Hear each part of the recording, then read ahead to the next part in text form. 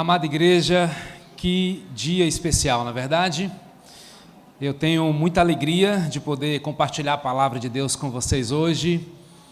Eu sou muito grato porque você está aqui, porque você escolheu estar unido e reunido conosco. Você que vem pela primeira vez ou pela segunda vez, fique muito à vontade. Espero que o Espírito Santo fale profundamente ao seu coração. Nós somos uma igreja viva, e diga-se por viva porque ela almeja ser uma igreja vibrante, contagiante, cheia de fome e de sede de Deus.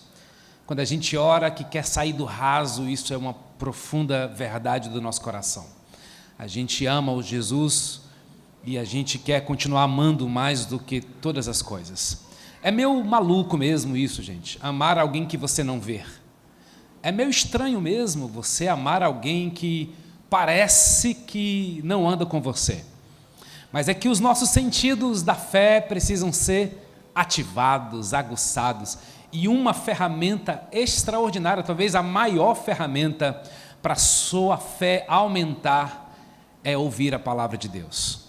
Ouvir alguém ministrando, ouvir você se encontrando com Jesus todos os dias, no lugar que eu gosto de chamar lugar secreto. Você já tem o seu lugar secreto?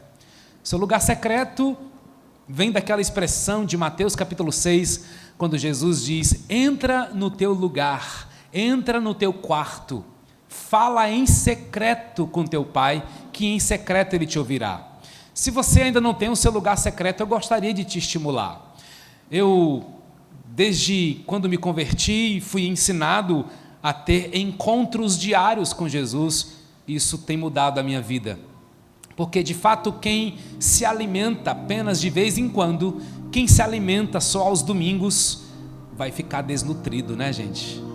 E aí a gente acaba não tendo a sabedoria necessária para a gente viver a vida com Deus. Então eu sugiro que você invista no seu lugar secreto. Eu recentemente recebi um grande presente de Deus, que foi dar uma pequena reforma no meu quarto. E o nosso quarto, né, além de ser o nosso leito conjugal santo, também é um lugar para a gente estudar a palavra de Deus. E escolhi um cantinho para colocar ali o meu teclado, né, todo o kit, né, para a gente orar, cantar, adorar. Então vale a pena você separar um ambiente na sua casa para você ouvir da palavra de Deus com atenção. Ah, pastor, mas a minha casa tem muito barulho. Então acorda antes de todo mundo. Só não dá desculpa, não é? Acorda antes do mundo acordar, né? Alguns que praticam atividade física, como a corrida, por exemplo, grande maioria dos corredores da nossa cidade acordam 4h50 da manhã, 5 horas da manhã, até porque o sol também é bem violento na nossa cidade, mas muitos encontraram uma alternativa de fazer atividade física antes do mundo acordar, né? Assim também é com sua vida espiritual. Não deixe para depois. É uma forte expressão de amor você separar tempo para o Senhor, tá? Obrigado porque você está aqui. Eu tenho uma alegria ainda imensa por ter minha filha ministrando louvor comigo, né? Louvado seja Deus pela voz da Larinha, né? Pelo coração dela e por tudo que Deus tem feito na nossa família. Vocês sabem que nós estamos aqui como igreja há 2 anos e meio, e há 2 anos e meio Deus tem feito coisas extraordinárias. Gente, não é palavra de efeito, é muito real. São coisas extraordinárias que Deus tem feito no nosso coração. Pessoas que foram profundamente transformadas mesmo na sua relação com Deus, na sua relação familiar e na relação com os seres humanos, né? Com seu trabalho, com dinheiro, com tanta coisa. Então louva a Deus por isso. Quero orar mais uma vez e ler a palavra de Deus com você. Pai, fala com a gente tem fome e sede de Ti, porque eu sei que a Tua palavra é viva e ela é eficaz. É o livro que nunca vai perder a sua eficácia, o seu valor, porque ela de fato nos transforma de dentro para fora. Deus, a Tua palavra é espírito e vida. Jesus orou dizendo: santifica-te na palavra, na verdade, porque a Tua palavra é a verdade.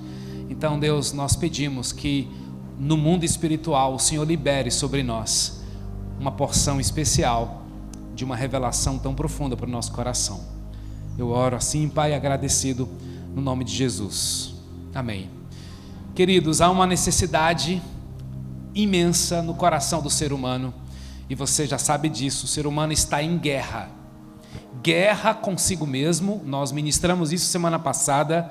Nós estamos em guerra com o próximo, estamos em guerra com o nosso semelhante. É reino contra reino, nação contra nação, partido contra partido. Estamos vendo isso. A nossa nação está vivendo um tempo de guerra. Há um clamor profundo na sociedade que nós vivemos por uma palavra chamada paz. Por paz nós estamos pagando caro. Por paz nós estamos investindo por um tempo de paz, uma viagem para ter paz, uma mudança de lugar, porque a gente está num condomínio que às vezes a gente não gosta, não se identifica, é muita confusão, é muito barulho, a gente quer se mudar porque a gente quer paz. E isso se dá porque nós estamos em conflito conosco mesmo. Nós entendemos em Gênesis que quando Adão e Eva pecam, eles ali quebraram uma relação de intimidade com Deus. Você já parou para pensar nisso? Que todos os dias Deus se apresentava para um tempo de encontro com Adão e Eva.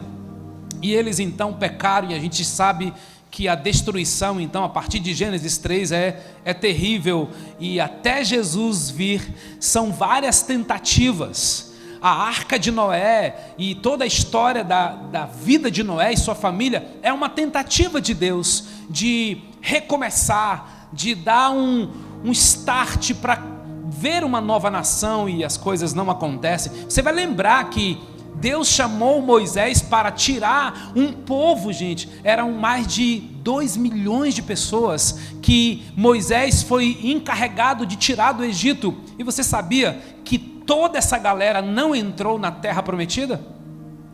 Você sabia que toda aquela geração de Moisés morreram no deserto? Mais uma vez, pelo mesmo DNA da insatisfação. Eu tenho já declinado com vocês que pecado para mim é insatisfação. Porque às vezes a gente entra num modo muito religioso ou muito nada a ver. E eu tenho aprendido que pecado é minha insatisfação com Deus. Todo pecado nasce de uma insatisfação com Deus. Não é à toa que Salmo 23 vai dizer que o Senhor é meu pastor. Pois é, não tem o i na Bíblia, é vírgula. O Senhor é meu pastor, vírgula, nada me faltará. Isso significa, gente, que tudo que eu preciso está nele. Isso é muito verdade. Não há nada que eu mais precise para ser pleno e satisfeito nessa vida do que ser cheio de Deus. O diabo é craque em trazer a sensação de que algo está faltando. E por causa da falta nós pecamos. Por causa da falta nós compramos quando não deveríamos comprar. Por causa da sensação de falta a gente deixa de ir ou vai apressadamente para algum lugar por um negócio crônico dentro da nossa geração chamado insatisfação. Todo pecado nasce de uma insatisfação com Deus. Por isso, mais satisfação nele, gente. E para mim, o capítulo das Escrituras que mais fala sobre isso, que mais ministrou meu coração na minha caminhada com Cristo é João capítulo 15, quando ele diz: permaneçam. Eu sou a videira verdadeira, disse Jesus, meu pai é o agricultor, vocês são os ramos. Todo ramo que estando em mim não dá fruto, ele corta, e todo aquele que dá fruto, ele poda, para que dê mais fruto ainda. E o que eu acho tão interessante nesse texto é que Jesus usa a mesma tesoura para cortar, é a mesma tesoura para podar. Ou seja, se está tudo bem na sua vida, não se assuste, a tesoura de Deus vem. Mas não é para te machucar, é para que você gere mais frutos ainda. É porque Deus está aplaudindo você, está gostando de você. Ele diz assim: eu vou usar uma tesoura para que você dê mais frutos. Sabe por quê? Porque o alvo maior de todo ser humano é glorificar a Deus ao amá-lo poderosamente, ao amá-lo inteiramente. E aí João 15:8 vai dizer: e nisto é glorificado meu Pai, pelo fato de vocês darem muitos frutos. Deus é glorificado quando nós geramos frutos. E qual é o fruto que Deus espera da gente? Se a gente tomar como base a lei da semeadura, a lei da colheita, gente ama gente, gente gera gente, ovelha gera ovelha, um líder gera um líder, uma mãe gera uma outra mãe, um pai gera um outro pai, um empresário gera um outro empresário, porque a colheita sempre é da mesma espécie da semeadura. Qual é o fruto que glorifica a Deus? Amar pessoas, porque o que Deus mais ama nesse mundo são pessoas. Deus ama você, Deus nos ama. E que tipo de fruto nós queremos dar para Deus? É o fruto do amor à vida das pessoas. E nós estamos sendo desafiados. Começamos semana passada e vamos dar ênfase em uma palavra que nós queremos exalar para aqueles que andam perto da gente: é a paz. Eu me sinto desafiado e ao mesmo tempo confortável, gente, de ministrar sobre essa palavra, porque isso faz parte da minha história, faz parte da minha vida. E graças a Deus, porque Ele nos enviou Jesus, que é o príncipe da paz, e foi esse Cristo que mudou a minha vida. E a gente vai ver isso em Efésios capítulo 2:14, porque o próprio Cristo é a nossa paz. Ele fez a paz entre nós, os judeus e vocês os gentios, fazendo de todos nós uma só família, derrubando muralha de desprezo que nos separava. E não somente isso, queridos, Ele não só nos é a fonte de paz, mas Ele traz um tipo de felicidade que só é vivida por quem aceita o convite de ser um pacificador. Você já pensou nisso? Que você pode ser muito feliz se você viver o que diz Mateus 5:9? Bem-aventurados os pacificadores, porque eles serão chamados filhos de Deus. Filhos de Deus não é apenas uma convicção que eu tenho, mas é algo que é constatado pela vida de outro que caminha com a gente. Bem-aventurados, felizes. Você já entendeu então qual é a sua missão aqui nessa terra? Você já entendeu que você carrega um propósito? Gente, esse assunto de propósito, meu Deus, todo mundo fala sobre isso hoje, não é verdade? E que bom, porque a gente precisa retomar o nosso destino, para onde nós estamos indo. E andar fora do nosso propósito é perca de tempo. Andar fora do nosso propósito é enfado, né, gente? Andar fora do nosso propósito é desobediência. E eu quero te lembrar algo nessa tarde e noite. Qual foi o propósito de Moisés? Libertar o povo do Egito. Qual foi o propósito de Josué? Introduzir o povo à terra prometida. Qual foi o propósito de Davi? Reunificar o reino. Qual foi o propósito de Salomão? Construir o templo de Jerusalém. Qual foi o propósito de Neemias? Restaurar os muros de Jerusalém. E o propósito de João Batista? Preparar o caminho do Senhor. E qual foi o propósito de Pedro? Apresentar o evangelho para os judeus. E de Paulo? Levar o evangelho a todos os gentios. Esses homens estão na Bíblia e eles viviam por um propósito. E a pergunta que eu lhe faço e que todo mundo está fazendo hoje é: qual é o seu propósito? Você já respondeu isso com clareza para você mesmo? Eu quero sugerir duas possíveis respostas. A primeira dela, que é o propósito maior e que eu vivo, busco, defendo, prego e sou tão impactado por isso, é fazer discípulos. Porque só um discípulo pode gerar um outro discípulo. Deus não me chamou para eu ter uma relação com Ele e ser uma coisa gostosa só entre eu e Ele. Ele espera de verdade que eu reparta esse amor com outras pessoas. Então um discípulo gera um outro discípulo. Você já recebeu uma identidade do Pai. O Pai diz que você é um discípulo amado. E quem dá identidade também entrega destino. Quem dá identidade também entrega um propósito. E Deus espera que você seja, sim, um discípulo amado, cujo maior propósito da vida é fazer outros discípulos. Isso está em Mateus capítulo 18. Mateus capítulo 28, aliás, dos versos 18 a 20.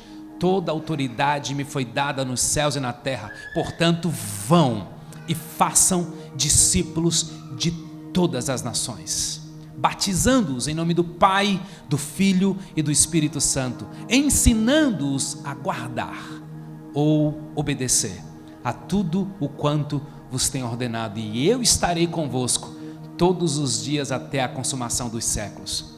Há uma faceta do Deus Emanuel que só vive para quem está alinhado com o propósito dele. Porque um grande perigo que a gente corre é usar o texto bíblico fora do contexto, não é? Deus está conosco, mas sabe quando é que você sente de forma tão profunda? É quando você está alinhado e aliançado com os propósitos dele. Mas também existe um propósito específico, que é a segunda razão pela qual eu quero sugerir qual é o seu propósito de vida. O maior a gente recebe de Deus, porque Pai é quem dá destino. Você deve fazer essa pergunta para Deus: Deus, qual é o meu propósito? Eu estou arriscando te dizer, seu propósito é fazer discípulos. Ele já revelou isso nas Escrituras. Mas existe um propósito específico, ou seja, você não só recebeu uma identidade, você recebeu uma história, você tem uma formação, você tem um conhecimento, tem uma habilidade. E essa habilidade específica é a forma pela qual você vai influenciar o mundo. Você vai gerar legado na vida das pessoas. Então, se você é um professor, faça a diferença no mundo sendo um professor. Se você é um médico, um advogado, um empresário, um vendedor, ou qualquer outra coisa que você faz nessa vida, faça para a glória de Deus, deixando um legado para a vida das pessoas. E dessa forma você estará cumprindo o propósito maior de Deus e o seu chamado específico. Todas as vezes que eu tenho um privilégio de ter conversas com homens, discipulando mais de perto alguns deles, eu preciso sempre perguntar a eles qual é o verbo da sua vida, porque missão e propósito sempre carregará uma ação. Defina em uma palavra para que você está nessa terra. Eu já achei a minha alguns anos atrás, que é pastorear. Eu existo para isso, gente. Antes de casar com a minha esposa, a gente conversou e aliançou sobre isso. Eu disse, eu quero ser pastor. Você vai comigo nessa? Estamos juntos? Porque essa missão me dá clareza, me dá amplitude e me faz andar sem me desviar do meu foco. E eu até tenho outras habilidades, né? Vocês já conhecem, eu sou músico, sou sanfoneiro, sou compositor, sou cantor, tenho formação em administração, em gestão de recursos humanos, eu tenho algumas formações, mas eu não nasci para isso, eu nasci para cuidar de pessoas. O meu verbo da vida específico é pastorear. Qual é o seu verbo da vida? O que você faz neste mundo de forma a gerar legado? Bom, como propósito que nós estamos trabalhando, nós estamos trazendo uma palavra para o nosso contexto, esse tempo aqui como igreja, que é a ideia do pacificador. Nós somos pacificadores. Bem-aventurados são os pacificadores. Qual é então o propósito de um pacificador? Levar a paz de Cristo para as nossas relações. Se você é uma pessoa cristocêntrica, você vai levar a paz de Cristo. Porque há quem leve a paz só porque você é uma pessoa de boa, de paz, uma pessoa na paz, uma pessoa relax, não tem problema. Você carrega vestígios do caráter de Deus. Mas nós somos uma igreja, e como igreja nós temos Cristo como cabeça da igreja, o centro da igreja. Cristo não é a prioridade para nós, gente. Cristo é o nosso tudo. Cristo é o centro. Quando Ele está, Ele deve interferir em todas as coisas da nossa vida. Por isso eu não sou adepto de dizer que Cristo está em primeiro lugar. Cristo é o primeiro, Ele é o meio, Ele é o último, Ele está em tudo, Ele está sobre todos, Ele deve governar todas as coisas. E é aqui que eu gostaria que você entendesse a convergência do nosso propósito com esse movimento que nós vamos viver a partir de hoje, que é chamado Casas de Paz, aqui na Casa Viva. Então, eu creio que através da Casa Viva, a paz de Cristo transformará as casas da nossa cidade. Nós cremos nisso. Gente, todo grande projeto, toda grande visão nasceu no coração de um homem que tem um propósito. Toda a dimensão que Moisés viveu ali no Egito com o povo de Israel nasceu de uma experiência dele com Deus. Então, não pense que as grandes descobertas, as grandes revoluções nasce necessariamente da coletividade, é de um sonho, é de um projeto, e eu creio que Deus tem nos dado esse sonho. Será mesmo que Fortaleza está precisando de paz? Em 2017, Fortaleza foi a 7ª capital mais violenta do Brasil, aliás, a 7ª capital mais violenta do mundo e a 2ª mais violenta do Brasil. A nossa cidade é uma cidade violenta. O seu bairro precisa de paz? Seu condomínio está precisando de paz? Seu ambiente de trabalho está precisando de paz? E sua família também? A nossa nação, gente, está precisando de paz? Como é que seria Fortaleza se cada pessoa dessa cidade conhecesse o Príncipe da Paz? Você acha que o nosso trânsito seria diferente? Você acha que as nossas relações seriam diferentes? Como é que eu posso ser então um pacificador? Nós só temos uma saída, gente: semear o Evangelho da Paz. Algumas semanas atrás nós ministramos aqui sobre as armaduras, lá de Efésios capítulo 6, falando que para a gente lutar as guerras espirituais, a gente precisa usar o capacete, a couraça, o cinto, a espada, o escudo e as sandálias. E a Bíblia qualifica as sandálias como sendo as sandálias da preparação do Evangelho da Paz. Porque existe muito evangelho carrancudo, existe muito evangelho agressivo, mas o evangelho que nós estamos escolhendo é o evangelho da paz. Toda vez que você leva o evangelho de Jesus a uma pessoa que está em conflito, essa pessoa terá a oportunidade de se reconciliar com Deus, porque a reconciliação é um resultado extraordinário para quem vive a paz. E esse texto é tão tremendo, né? Como ser um pacificador semeando o evangelho da paz. E como é que irão falar sem que sejam enviados? É sobre isso que as escrituras falam quando afirmam: como são bonitos os pés daqueles que pregam o evangelho da paz com Deus e trazem notícias alegres de coisas boas. Em outras palavras, como são bem-vindos aqueles que vêm anunciando o evangelho. Todos nós, queridos, antes de nos alistarmos em qualquer ministério, em qualquer projeto na igreja, antes nós precisamos aprender sobre o ministério dos ministérios. Sabe qual é o ministério dos ministérios? Está aqui, 2 Coríntios 5, verso 17 e 18. E assim, se alguém está em Cristo, é nova criatura. As coisas antigas já passaram, eis que se fizeram novas. Tudo isso provém de Deus, que nos reconciliou consigo mesmo por meio de Cristo e nos deu o ministério da reconciliação.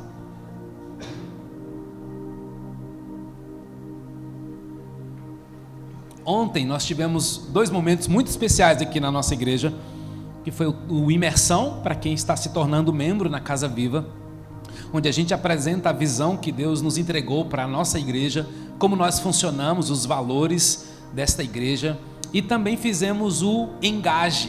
O Engaje é um momento muito especial para te engajar em um dos ministérios da nossa igreja, e a gente faz um teste de dons muito bacana, onde você vai descobrir qual é o seu dom, e a gente percebe que dom é diferente de talento. Nem toda pessoa talentosa é porque ela tem um dom, não é?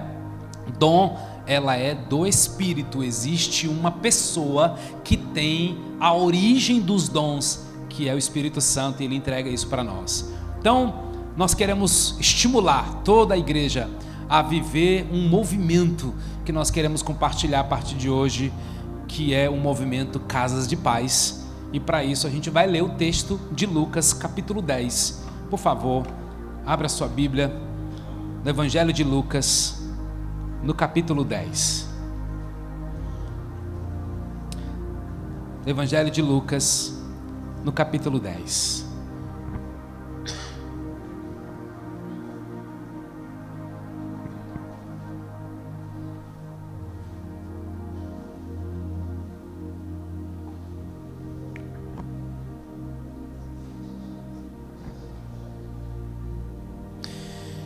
Nós leremos os primeiros 9 versículos e depois vamos pular para o versículo 17. Depois disto, o Senhor designou outros 70 e os enviou de 2 em 2 para que o precedessem em cada cidade e lugar aonde ele estava para ir. E lhes fez a seguinte advertência: a seara é grande, mas os trabalhadores são poucos. Rogai, pois, ao Senhor da seara que mande trabalhadores para a sua seara.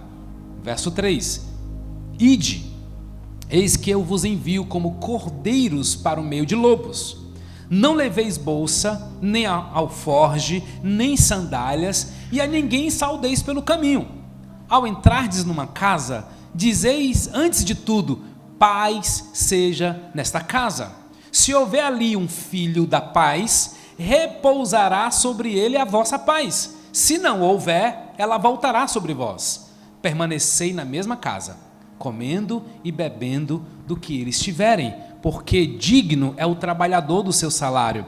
Não andeis a mudar de casa em casa. Quando entrardes numa cidade e ali vos receberem, comei do que for oferecido.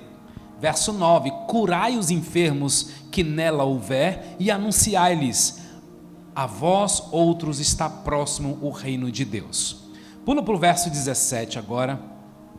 Verso 17 diz: Então regressaram os 70, possuídos de alegria, dizendo: Senhor, os próprios demônios se nos submetem pelo teu nome. Mas ele lhes disse: Eu vi a Satanás caindo do céu como um relâmpago.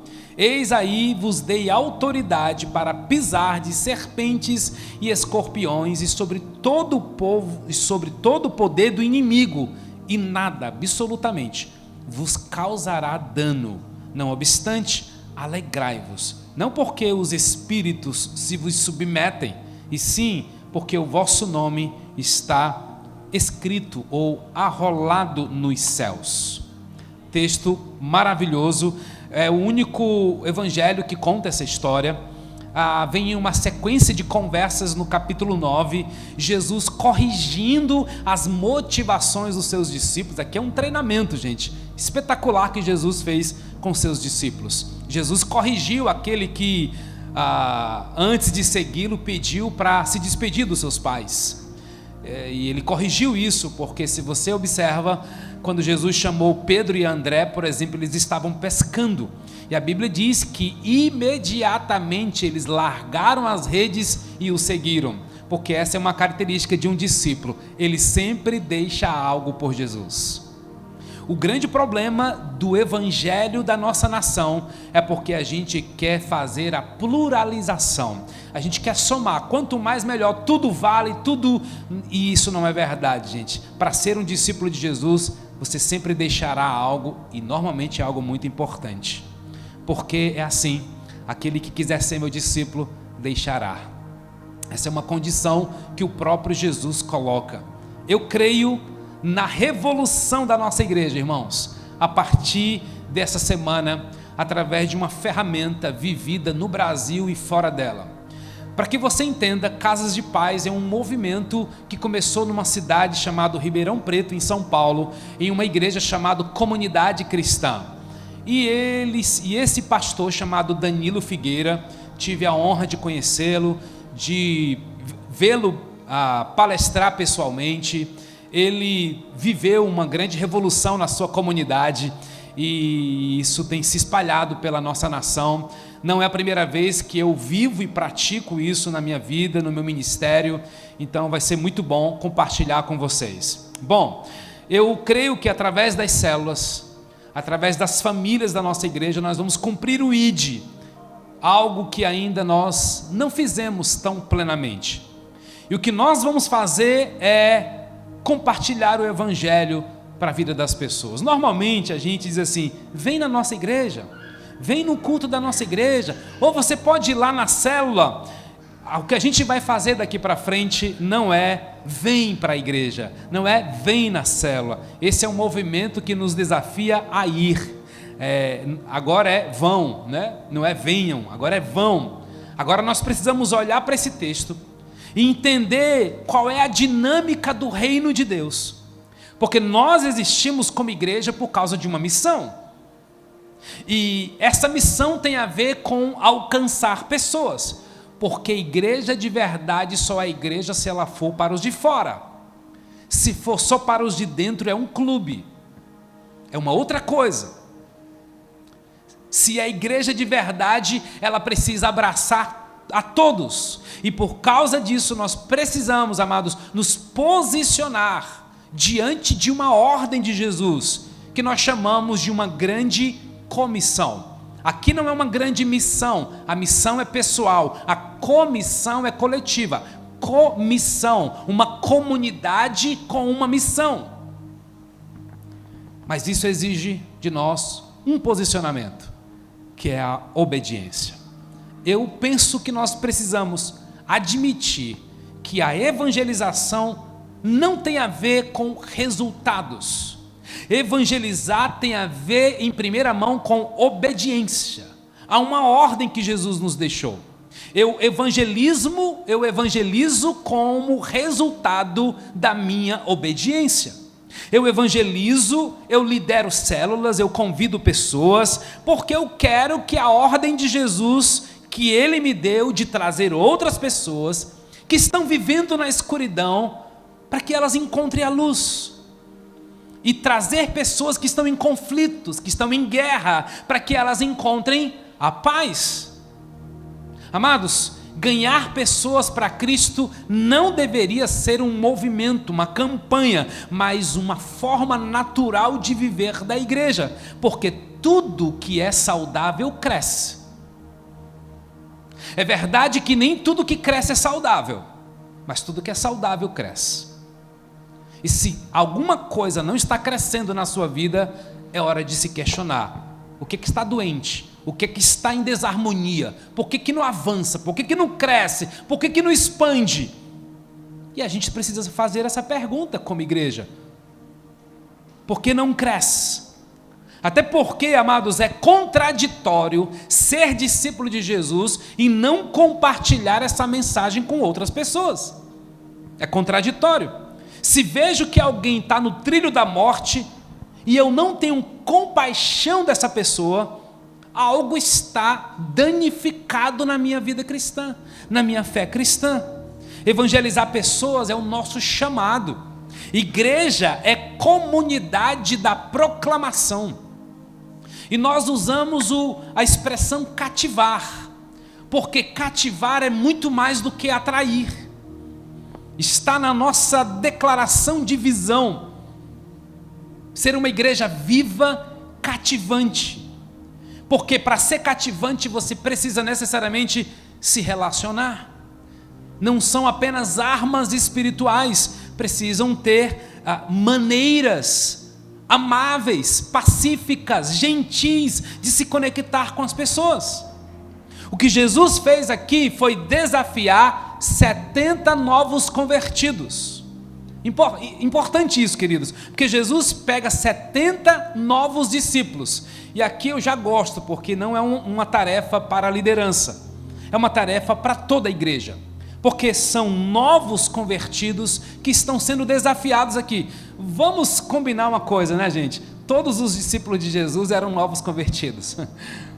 Quem caminhou os 3 primeiros anos com Jesus estava no início da fé. Por isso que hoje eu não me surpreendo tanto com algumas bobeiras que Pedro falou, porque Pedro era, na sua personalidade, um cara explosivo, um cara falante. Ele era líder, mas ele experimentou milagres. Pedro andou sobre as águas, gente. Nem que seja por alguns segundos ele andou, até que ele olhou para os lados e afundou. Mas o que é melhor? Andar afundar e aprender com a experiência, tendo Cristo do seu lado, ou ficar no barco assistindo os milagres na vida das pessoas. Eu tenho buscado viver isso ao longo dos anos. Algumas decisões muito difíceis na minha vida já foram tomadas só porque eu decidi amar Jesus, obedecer a Jesus, nem sabia o que vinha pela frente, porque isso de fato é um ato que Cristo espera dos seus seguidores, porque na equipe de Jesus só tinha novos convertidos, e porque eles são novos, eles voltaram, no texto que lemos, eles voltaram possuídos de alegria, gente, isso é muito legal. Eles voltaram entusiasmados, porque eles estavam tendo talvez a sua primeira experiência com o sobrenatural. E o que eles fizeram? Eles oraram pelas pessoas e elas foram curadas. Elas viram pessoas com espíritos maus e eles estenderam as mãos e os demônios foram repreendidos. Eles voltaram super felizes porque eles cumpriram bem a missão. E o que eu gosto dessa história é porque Jesus tinha um método. Jesus tinha um método muito interessante e que eu tento praticar no meu ministério, que Jesus não ensinava para depois enviar. Jesus ensinava enviando. Jesus dava uma porção e já colocava os caras em prática. Jesus coloca logo em prática o que eles estavam aprendendo. E ele faz isso com seus 12. E essa estratégia ele faz não só com os 70, ele faz com os 12 também. Por isso é tão importante você acreditar nas pessoas. Sim, elas vão errar, mas elas precisarão de uma referência, de um estímulo, elas precisarão de alguém que acredita nela. E a gente carrega um desafio como igreja, porque na igreja subtende-se que todo mundo é gente boa, todo mundo é honesto, todo mundo é correto, todo mundo é gente até perfeita, acredita-se nisso. E que tolice, né, gente? Por isso nós precisamos tanto do Espírito Santo, para que Ele revele nossas faltas. A gente precisa tanto de amor, para a gente encobrir. A Bíblia diz que o amor cobre multidão de pecados, porque de julgamento já não dá mais, né, gente? A sociedade já não aguenta mais, e nem nós aguentamos mais estar num ambiente de olhar julgador, de atitudes julgadoras. E eu quero confessar para vocês, eu pratiquei muito isso, eu errei demais nisso. E eu louvo a Deus porque Ele me ensinou na jornada, eu ainda estou aprendendo, nessa jornada de amar as pessoas como elas são, como elas estão, e ser cooperador com Deus no processo de transformação delas. Jesus fez o quê? Organizou 70 pessoas. Ele mobilizou os seus discípulos. A missão dos 70 aqui era para quê? Para compartilhar a paz. O evangelho da paz. E por que você precisa cumprir essa missão? Por que nós precisamos cumprir essa missão, irmãos? Porque é natural de um seguidor de Jesus compartilhar do seu mestre para outros. Por isso temos preparado a igreja nas últimas semanas para um momento tão importante como esse. Sem compaixão não há evangelismo. Você sabe o que é compaixão? É sofrer. E é tudo que a gente menos quer, não é? Sofrer. Compaixão é sofrer com.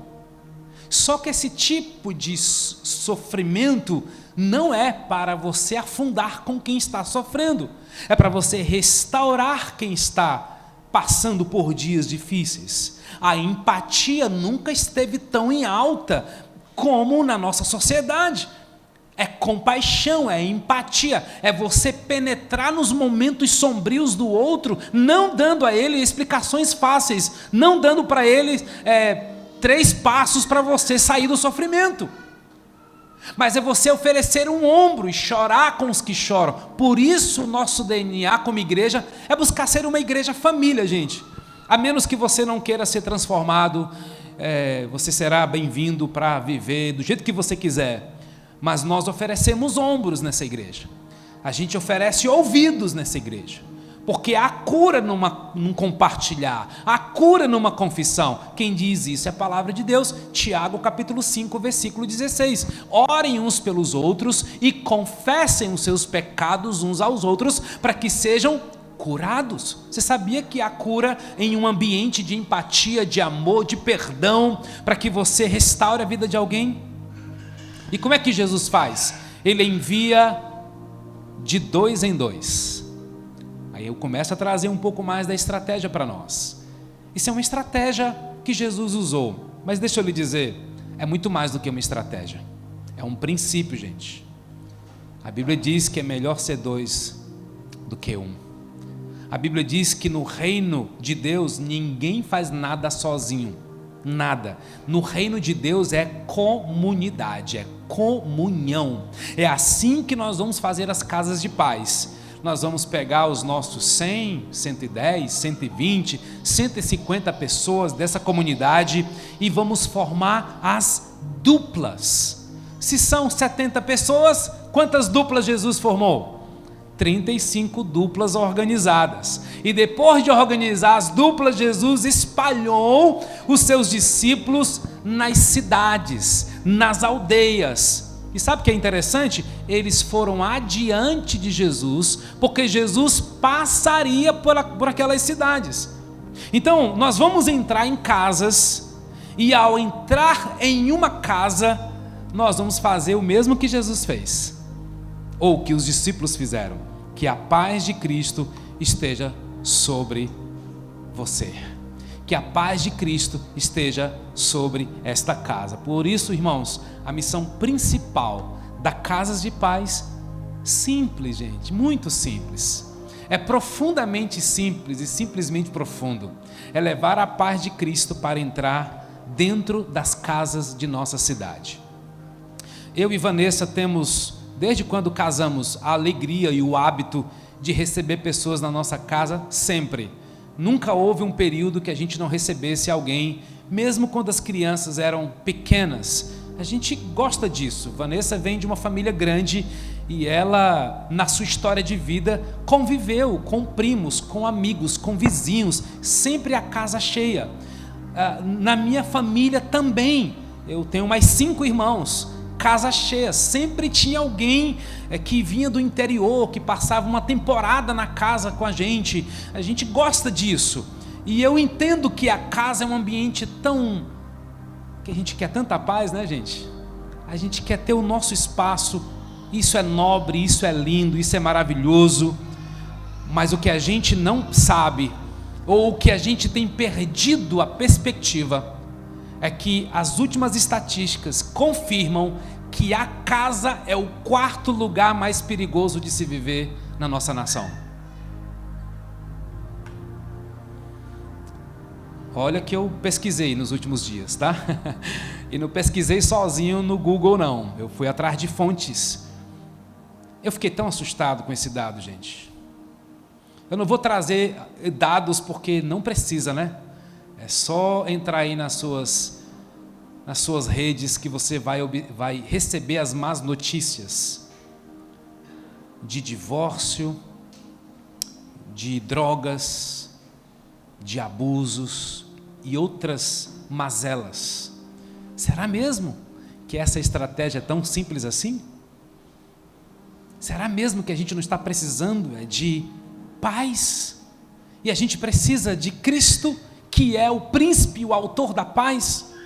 Nós nos mudamos recentemente e são 4 apartamentos por andar onde nós moramos, e eu já peguei o nome dos meus vizinhos, eu já oro por eles, já me disponibilizei como um vizinho comum, normal, obviamente, mas já orando por eles mesmo, porque Deus não nos coloca em lugares à toa.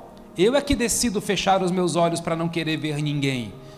Mas se eu estou morando naquele lugar, no 5º andar de um prédio, aqueles vizinhos, todos são pessoas importantes, têm um nível de importância na minha vida. E eu gostaria que você se permitisse viver essa experiência das casas de paz. Se houver ali um filho da paz, permaneça nessa casa. em toda casa haverá alguém que estará ansiando por paz. E a missão das 35 duplas era encontrar um filho da paz. Quem é então o filho da paz? É alguém que não conhece Jesus, mas tem um coração aberto a ponto de abrir a sua casa para viver uma experiência de paz. Ou que tenha uma relação fria, ou uma relação não praticante, enfim, que esteja numa relação de indiferença com Deus. Nós estamos cercados por pessoas assim. Se alguém não receber, não tem problema, diz o texto, pode ir para outra casa. A sua missão é encontrar o filho da paz. Algo muito importante, gente, Jesus enviou para que o precedessem nas cidades e aldeias que eles estavam por ir. Você já pensou nisso? Que Jesus quer entrar em algumas famílias e Ele está esperando que você entre lá primeiro? Porque a estratégia está mudando, gente. Nós precisamos ganhar as pessoas para nós, para depois a gente ter a autoridade, a credibilidade, a liberdade de apresentar Jesus. Afinal de contas, todo mundo tem um conceito. Afinal de contas, há paradigmas que são tão difíceis de se conversar nessa nação, não é? Todo o tempo, a política, o futebol, a religião, é a tríade do conflito. E a gente compõe um desses, né? Que teoricamente vai gerar conflito, mas é exatamente o contrário. É paz. E eu tenho o hábito de orar pelas pessoas. Eu tenho o hábito de falar das pessoas para Jesus antes de falar de Jesus para as pessoas. Guarde isso no seu coração. Antes de falar de Jesus para alguém, fala dela para Jesus. E pede a ela oportunidade. Eu vou falar uma história para vocês, porque eu já compartilhei com essa pessoa, então não será indelicado compartilhar. Assim que a gente chegou nesse ambiente, eu recebi más notícias de um dos nossos vizinhos, aqui ao redor do nosso prédio, né? E eu decidi não receber aquela má notícia e me fechar com aquela pessoa. Até porque a minha missão é exatamente o inverso, né? É promover a paz. Então, eu me antecipei, a igreja foi comigo nesse processo. Antes da gente vir para cá, em definitivo, nós fizemos uma tarde, e eu fiz a semana toda de visitar as instituições, as empresas, e eu fui em vários desses lugares me apresentar. Eu sou Orlando, sou um novo vizinho de vocês. Aqui era um lugar era uma fábrica de sorvete. Aqui era um lugar que vendia o sorvete cremosinho, né? Então era uma empresa. Todo mundo sabia que a Cremosinho existia, todo mundo sabia que a Cremosinho fechou, né? E os curiosos já queriam saber por quê. Então eu tinha a fonte, né? Eu tinha informação, então eu já matava a curiosidade de alguns naquilo que me cabia compartilhar, obviamente. E eu descubro, gente, que a pessoa mais mal falada é meu vizinho no novo prédio que eu estou morando aqui pertinho. E eu disse: Deus, eu quero conhecer esse camarada, eu quero te pedir que o Senhor me dê uma oportunidade de ter um bate-papo legal com ele. E eu, obviamente, vou me apresentar como Orlando. E então eu descubro que o dono do buffet aqui é meu vizinho. E Deus me deu a oportunidade, gente. O nosso estacionamento é bem espaçoso, a gente anda bastante. E estava lá, só ele andando. E eu chegando, eu disse: agora que eu vou me apresentar. E entrei no assunto de buffet, de música. Foram 50 minutos conversando, né, sobre música, sobre shows, sobre o buffet, sobre toda essa região. Até então, ele não sabia que eu era o novo vizinho dele aqui, né, que só era o vizinho dele do prédio. E foi tão interessante, porque não faz 2 meses que nós realizamos o nosso arraial no buffet, não é? Vocês lembram disso? E vocês sabiam que ele nunca alugou o buffet para ninguém? Porque o buffet, ele sobrevive não só do aluguel do espaço, mas das suas vendas, né? A alimentação, ele só alugou o espaço, gente. Eu espero que ele alugue, né, outras vezes.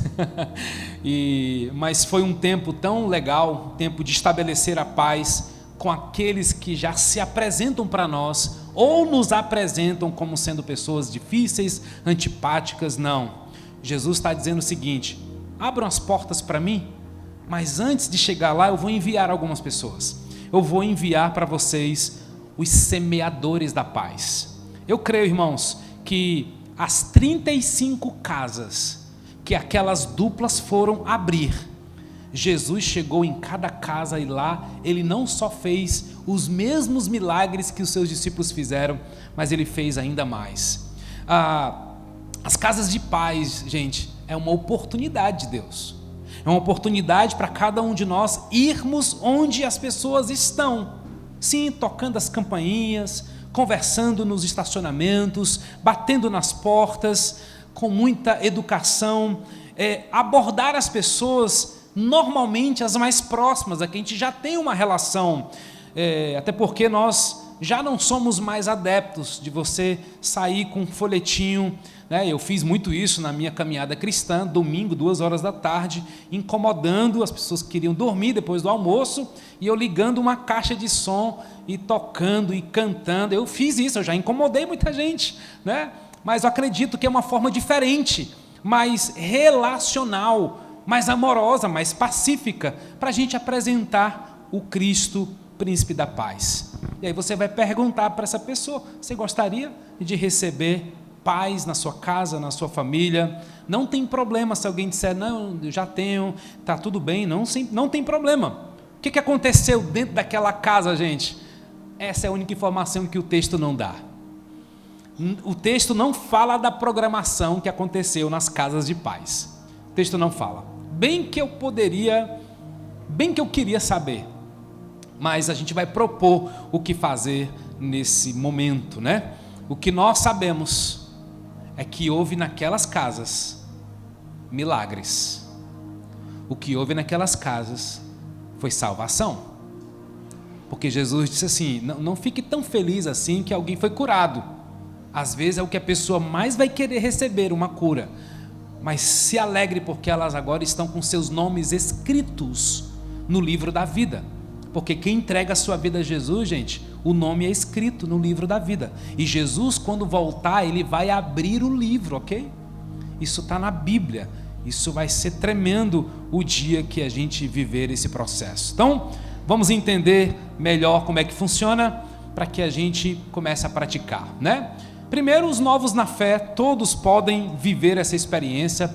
Jesus mandou os 70, eram todos novos convertidos. Então, o nosso sonho é que toda a igreja se envolva com as casas de paz. A Bíblia diz que nós somos sal, nós somos luz. Isso é uma identidade, não é um treinamento, não é uma formação. Você não nasce e depois que você vai ser sal da terra e luz do mundo. Não, você já nasce assim, você já recebeu essa identidade de Cristo, ok? É uma estratégia que nós vamos viver com todos, mas nós não iremos sozinhos, porque nós precisaremos, passar o próximo slide, de oração. Nós precisaremos de muita oração. Por isso que o texto diz assim: a seara é grande, mas os trabalhadores são poucos. Queridos, esse ano, em novembro, eu completo 25 anos de ministério. Graças a Deus, nunca pensei um dia sequer pular fora. Estou cansado, não quero mais, eu quero desistir. Isso eu falo com muita tranquilidade. Eu louvo a Deus pelos 25 anos de ministério e pelos 28 anos convertido a Jesus. E essa sempre foi uma tocada em todas as estações, em todas as igrejas por onde eu passei. Parece que tem pouca gente para fazer o que precisa ser feito. Parece que as coisas mais importantes é um grupo menor. E aí Jesus já disse que a seara é grande e que poucos são os trabalhadores, mas ele dá uma saída. Rogai, orem, mas clame mesmo ao Senhor. E vocês sabem como nossa igreja tem buscado ser uma igreja de oração.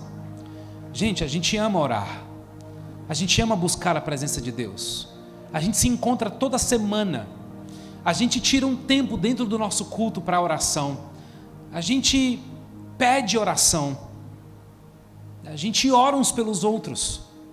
Hoje pela manhã eu orei pela nossa querida Isabelle, esposa do Carlos. Está no hospital, está 3 dias muito mal. E ela não estava bem. E eu liguei, vamos orar, porque o que eu posso fazer? E eu tenho dito para vocês, eu creio na oração que eu faço. Porque é muito estranho você orar com alguém que não acredita nem na oração que está fazendo. Ela não acredita nem na oração dela, né? Então, a gente tem estimulado ser uma igreja de oração. E Deus não vai levantar gente porque a estratégia é legal. Não, é porque Deus vai levantar gente com coração cheio de amor pelas pessoas. Porque evangelizar não é natural. Evangelizar é espiritual, gente. É uma ordem. Por que eu devo evangelizar? Porque é uma ordem. Por que eu devo evangelizar? Porque não há salvação fora de Jesus. Por que eu devo evangelizar? Porque Jesus vai voltar. E quem vai subir com Ele são aqueles que um dia entregaram a sua vida a Jesus. Então nós vamos orar. E é claro que nós vamos promover na nossa igreja uma semana de jejum e oração. E eu já falo sobre esse momento com vocês. Mas o texto também fala de urgência. Não leve bolsa, não leve alforje, nem sandálias, ninguém saudeis pelo caminho, porque era a cultura do judeu conversar, entrar na casa, eles demoravam no trato uns com os outros. Jesus está dizendo, não demora muito, não conversa muito, se alguém abrir a porta para ser uma casa de paz, amém, se não, beleza, segue para a próxima, porque Jesus tem pressa, há sim um senso de urgência. E então, as casas de paz, ao entrardes numa casa, dizei antes de tudo, paz seja nesta casa. Se houver ali um filho da paz, ou seja, a casa de paz vai precisar de um filho da paz, que vai abrir a sua casa, e vai precisar de dois semeadores da paz. Então, a casa de paz nasce aí. Por isso é preciso ter compaixão, é preciso ter prioridade, porque quantos de nós, gente, tem alguém que a gente ama muito, mas ainda não tomou a decisão por Cristo? Não vamos pensar nem naquelas pessoas que você nem se relaciona, pensa só naquelas pessoas que você ama muito, mas elas ainda não tomaram uma decisão por Cristo, porque nós cremos que ninguém nasce filho. Todos nós nascemos criatura e nós precisamos ter o direito de nos tornar filhos. João capítulo 1 vai falar sobre isso. A todos o quanto o receberam, deu-lhes o poder de serem feitos filhos de Deus. O que Jesus faz também? Ele dá autoridade, gente. Eis que dei autoridade para pisar de serpentes e escorpiões e sobre todo o poder do inimigo, e nada absolutamente vos causará dano. O verso 9 vai dizer, curai os enfermos que nela houver e anunciai-lhes, a vós outros está próximo o reino de Deus. É Cristo quem nos capacita para essa missão. O que nós faremos na casa de paz? Nós vamos orar, gente. Nós vamos ministrar cura, nós vamos ministrar o coração das pessoas, nós vamos falar com autoridade, não com autoritarismo, mas é com autoridade que vem de Deus, porque é Ele que está nos enviando, amém?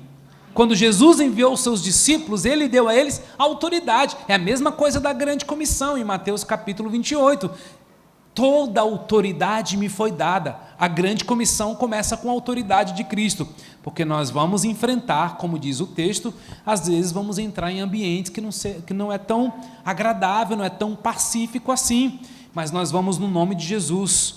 E eu gostaria muito que você abraçasse essa ideia e entendesse conosco que Deus tem grandes coisas para fazer no nosso meio. E olha o resultado, né? Alegria.